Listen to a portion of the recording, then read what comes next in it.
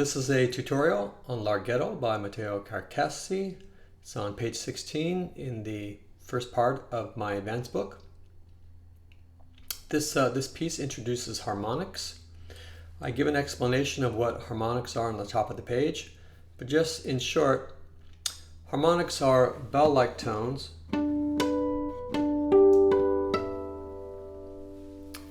that give a really nice color to the instrument. But what are they exactly?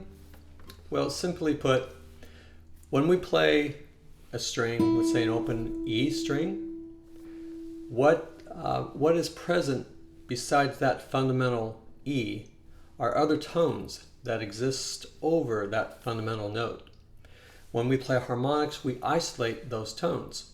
And we do that by playing the harmonics at precise points on the string, divisions of the string. For instance, the halfway point on the 12th fret. Okay, if I find the 1/3 point on the string, which is the 7th fret, that's the second harmonic. I can also play it here. The string doesn't care which side you divide the string on. Or the 1/4 part is another harmonic. That's on the 5th fret. But those are harmonics, and they're used often in guitar literature, and it adds a real nice color. We'll talk more about harmonics and how to produce them when we get to that section in this piece. So let's dive into this. First of all, the title, Larghetto. Larghetto is a tempo indication, and it means it's just a little bit faster than largo. Now, largo is a really slow tempo. So Larghetto is just a little bit faster than really slow. So it's not meant to be played very fast at all. All right, so keep that in mind when you play this. Now let's look at the key signature. We're in the key of D, which means we have two sharps, F sharp and C sharp. So whenever you come across an F or a C, sharp it unless there's a natural sign in front of it, which there is towards the harmonic section, and we'll talk about that later. Time signature, 6/8. This is one of the unique time signatures where the top number does not tell us how many beats are in the measure directly. It's indirectly. We have to first divide that top number by 3. Why? Because in 6/8 there are 3 eighth notes on each beat. And so by dividing 6 into 3, we get 2 beats. All right, so make sure you understand that beat and where the emphasis is. All right, 1 and 2 and all right, so let's go ahead and dive into this. There's basically just 3 sections here, a lot of repetitions. Let's look at the first section, first 2 lines. Starts off with the pickup to the F sharp, and then immediately we're going to move our 4th finger to the 2nd string E. All right, and we're going to plant our other fingers down. All right, so by doing that, planting your fingers down, you're prepared to play it. You're in a reliable position where you're less likely to make an error because your fingers are already planted. Okay, and the third thing is that it's going to sound much more connected by already having the fingers down. All right, so again, 2nd finger on F sharp, and then you're immediately planting your fingers down. You're in 2nd position, right? 1st finger's on C sharp here. Now we have a grace note. What a grace note is, as a reminder, it graces a note. It decorates a note. It's an ornament, right? So what note is being decorated? It's this D. So if I played this without that grace note, it would sound like this. Right? With the grace note. Right, so this E is going to be a pull-off to the D. You want to make that very quick. All right, how quick? It's your interpretation. It should be fairly quick. All right, now next measure. D sharp, 4th fret, and then to the G with our 3rd finger. Okay, so let me just play that much. All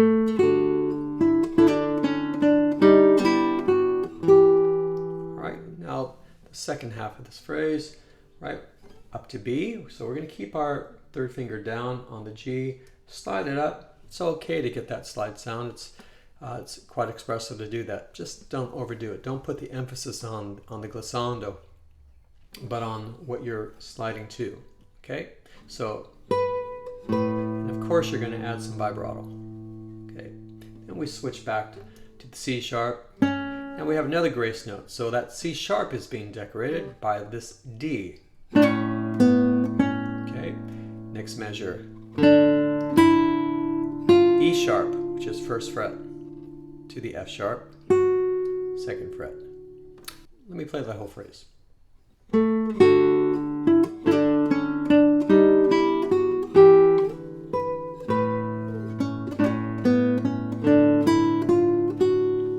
Okay, now at the end of measure 4, there's a pickup to the next line, and we play the same thing until we get to measure 8. It's just a different ending. So pick up to measure 5.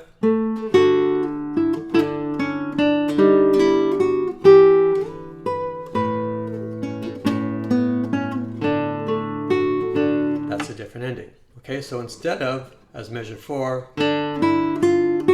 it's a D chord there. All right, same material, just repeated basically. That's the first section. Okay, let's go ahead and look at the second section. This is the third and fourth line. The pickup to measure 9, we have our first finger down on A. And that will stay down through measure 9 in the first half of measure 10. What we're leading up to is an arpeggio. We're going to use a free stroke because we want all those notes to ring out. All right, so there's our arpeggio. We're going to keep our first finger down and we play this scale passage. And I would suggest making that a rest stroke, but I can see some justification for making it a free stroke if you want to match the color of the arpeggio. Either way. All right, but our first finger's still down, so that when we get to the D chord, it's already in place and we have an anchor. Right? Then we shift up, so we're in second position, and we're going to have all 4 fingers down.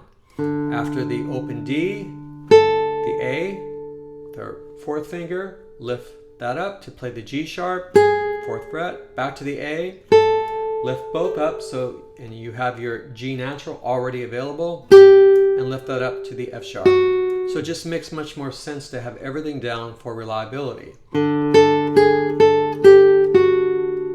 Okay, and that would definitely be a rest stroke because you don't want any harmonic clashes.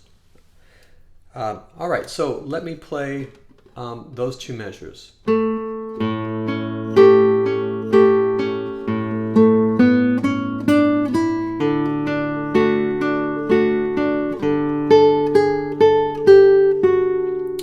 Right, then what follows is exactly what you just played. So, measure 11. Last measure of that third line.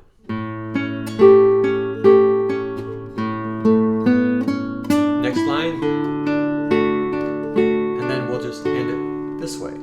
Instead of this, it's just... All right, let me play all of that now. Pick up to measure 9.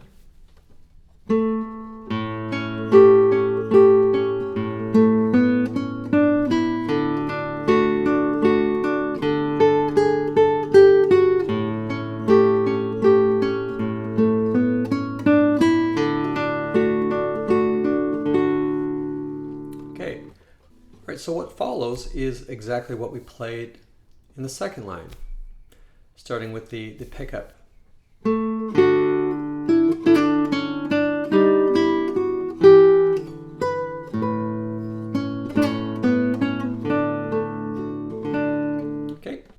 Okay, and then there's a repeat sign, so we're going to go back to the beginning of the third line and play that section again.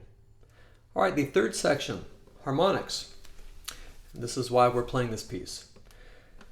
Okay, so those diamond-shaped notes are telling you that these notes are going to be played as a harmonic. And the Roman numeral number above those notes indicate what fret to play those harmonics on. So to play that D on the 12th fret is going to be the 4th string. If we were playing just a regular note, obviously it would be placed not on the fret bar, but in between, like we normally would. But with a harmonic, we have to put our finger exactly right on that fret bar, because that's the exact halfway point. Because we're on the 12th fret, we want to use our third finger for this. It's just going to be a little more convenient to use it. All right, so how do we play a harmonic? You're going to lightly touch that 4th string. In the right hand, you'll use your thumb to get a bell-like sound. That's the goal, is to get this clear, pure bell-like sound. If it sounds like this, that's just a muted string. There's some little overtones going on with that as well, but there's a difference. Muted, okay, and there's a harmonic. You could use the nail on your thumb to get a sharper sound, or just use the flesh of your thumb so it's a warmer sound. It's your choice.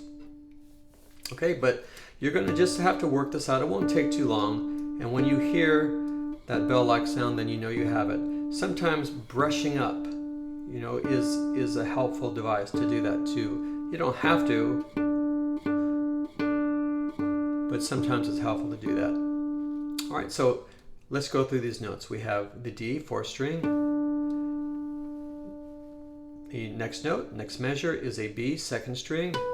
Back to the D, 4th string. Then 3rd, 2nd, B, and then E. All right, next measure, Roman numeral 7, so it's 7th fret.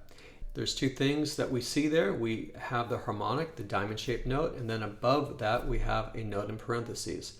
So what this means is that we're going to play this D on the 7th fret, and we would find that on the 3rd string.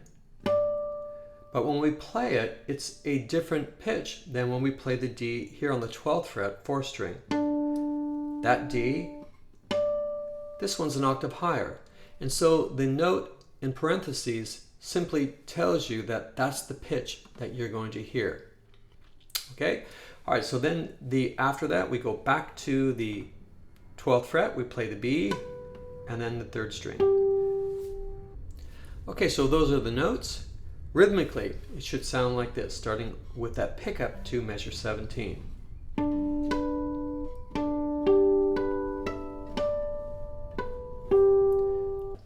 Okay, so that's the rhythm on that. What follows after the harmonics is we're going to be shifting and playing standard notes. So 4th finger on 2nd string D. Why our 4th finger? Because we're going to be needing our other fingers for what follows. Okay, so and here's that C natural that we talked about at the beginning.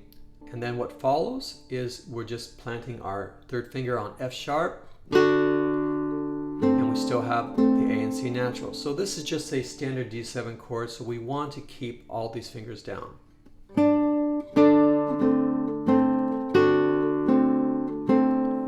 right. Now, 1st finger on G natural, along with the open B and open G. To the A sharp, 6th fret, right? All the fingers are down, and then we slide up to the B natural, while the open B and the open G are still ringing out. So it's this.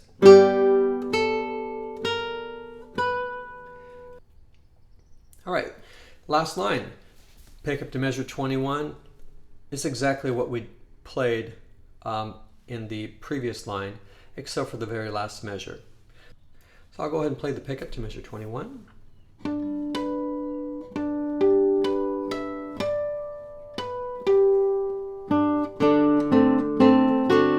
All right, and the last measure is a little different.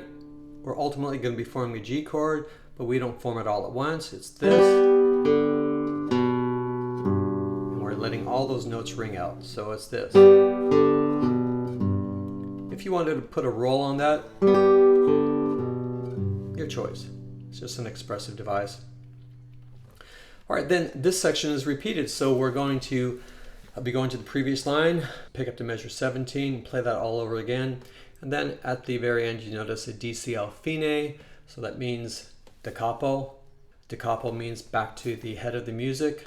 And so we're going to start beginning and play all 4 lines and then end it right where the fine is at the end of the 4th line. And that should do it. So just 3 sections. It's fun to play. The middle section, I think, is the most problematic, just a little right hand technique, but ultimately not too bad at all. All right, so, and again, the focal point is the harmonics, so make sure those are clean and that you have control on it, and have fun with it.